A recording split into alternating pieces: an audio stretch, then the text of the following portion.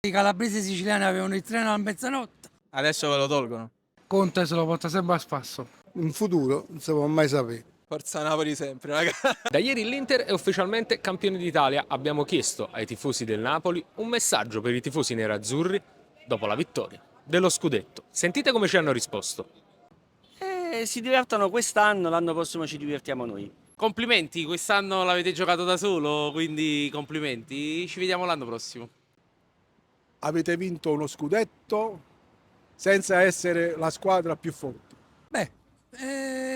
Complimenti a loro che l'hanno vinto. La festa ieri l'hanno fatta, quella mezz'oretta di casino.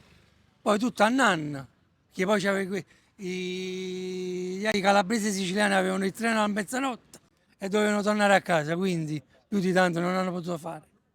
Ci fa piacere che avete vinto, bella squadra, complimenti. Però come diciamo noi a Napoli, in futuro non si può mai sapere. Complimenti.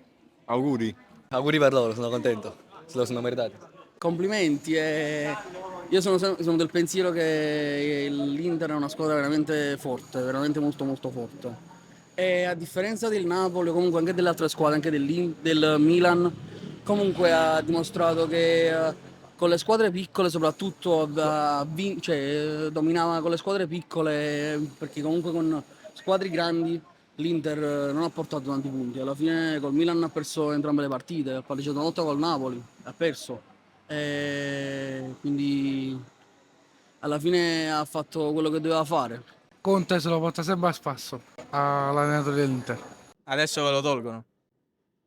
Congratulazioni, però o ve lo tolgono o l'anno prossimo ce lo riprendiamo noi.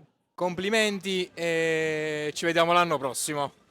Complimenti, godetevelo, imparate a festeggiare come facciamo a Napoli. Fammi pensare. Forza Napoli sempre, raga.